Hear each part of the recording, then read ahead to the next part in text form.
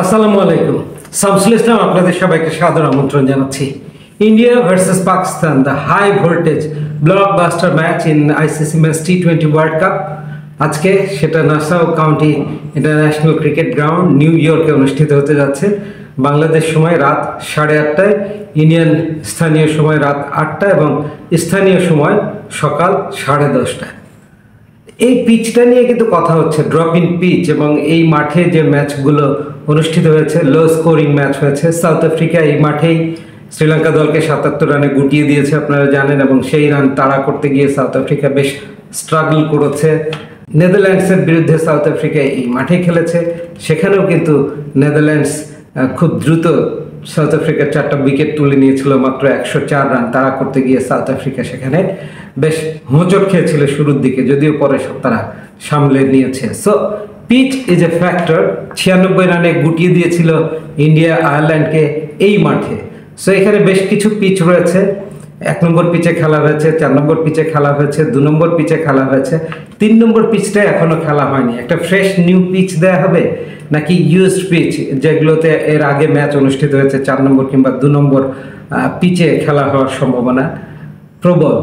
So pitch একটা factor, কিন্তু India Pakistan match আমার মনে হয় যে পিচ, প্রতিপক্ষ দল সব কিছুকে পেছনে ফেলে এই দু দলের যে একটা হাই ভোল্টেজ আর্চ রাইভালারি রয়েছে, ঐতিহ্যগতভাবে একটা প্রেশার ম্যাচ, নার্ভের ম্যাচ, যে দল শান্ত থেকে স্বাভাবিক ধীর স্থির লয়ে নিজেদের স্বাভাবিক খেলাটা খেলতে পারবে তারা কিন্তু দিন শেষে জয়ী হবে। যদিও ট্র্যাক রেকর্ড ভারতের পক্ষেই কথা বলছে। আমরা যদি দেখি যে ইদানিংকালে দু দল বায়োল্যাটারাল সিরিজে যেহেতু খেলে না, সো আইসিসি ইভেন্টে এদের দেখা হয়। গত 13 বছরে, 2011-র পর থেকে 13 বছরে 11টা ভিন্ন ভিন্ন আইসিসি ইভেন্টে 12 বার এই দু দল দেখা হয়েছে, এবং সেখানে মাত্র 2 বার জিতেছে পাকিস্তান, 10 বারই জিতেছে ইন্ডিয়া। আপনি যদি টি20 ফরম্যাটের হিসেব করেন তো টি20 ম্যাচে 12টি ম্যাচ খেলেছে দু দল, যেখানে 3টে জিতেছে পাকিস্তান দল, 8টাই জিতেছে ভারতীয় দল, একটা টাই হয়েছে এবং সেটাতেও হেরে গিয়েছিল পাকিস্তান দল। So India versus Pakistan match নিয়ে নানা মুনির নানা মত আমরা দেখছি। সাবেক ক্রিকেটাররা তাদের মতামত ব্যক্ত করেছেন। ওয়াসিম আকরাম বলেছেন 60-40 in favour of India. Tom Moody 70-30 ইন্ডিয়াকে এগিয়ে রেখেছেন। স্মিথ 60-40, নবজোৎ সিং সিধু 60-40, কিংবা হরভজন সিং, সবাই, সুনীল গাভাস্কর থেকে শুরু করে রবি শাস্ত্রী থেকে শুরু করে সবাই ভারতীয় দলকে এগিয়ে রেখেছেন। রমিজ রাজা কেবল 50-50 বলেছেন, কিন্তু কে জিতবে সেই বিষয়টা নিশ্চিত করেননি। সুতরাং আজকের ম্যাচে কে ফেভারিট এইটা আমিও বলার দুঃসাহস দেখাচ্ছি না, কিন্তু আপনি যদি কারেন্ট ফর্মকে বিবেচনায় নিতে চান, টি20-র টেম্পোটা কারা বেশি ভালো বোঝে।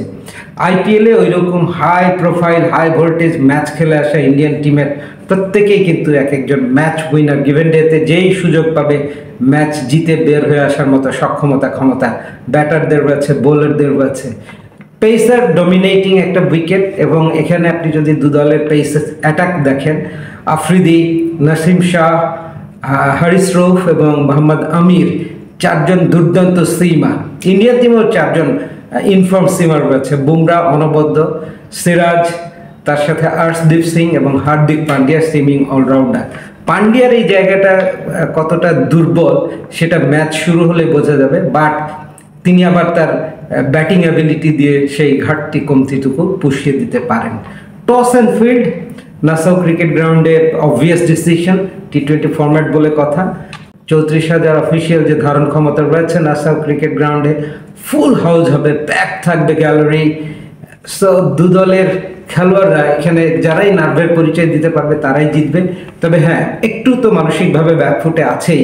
ইউএসের মতো দলের কাছে সুপার ওভারে হেরে গিয়েছে পাকিস্তান, জয় শুরু করতে পারেনি বিশ্বকাপটা। আজকের ম্যাচ হেরে গেলে কিন্তু সুপার 8-এ যাওয়ার সম্ভাবনাও একেবারে ক্ষীণ হয়ে আসবে পাকিস্তান দলের সামনে। So do or die game for Pakistan, heart and soul তারা ট্রাই করবে। ইন্ডিয়া অনেকটা নির্ভর, রিল্যাক্স, ন্যাচারাল ক্রিকেটটা তারা যদি খেলে, ঋষভ পান্ট ফর্মে রয়েছেন, রোহিত শর্মা ফর্মে চলে আসছেন, বিরাট কোহলি সবসময় পাকিস্তানের বিরুদ্ধে অনবদ্য ধারাবাহিকভাবে ভালো খেলে আসছেন। রিসেন্ট 4টা ম্যাচে 4টাতেই রান পেয়েছেন পাকিস্তানের বিরুদ্ধে।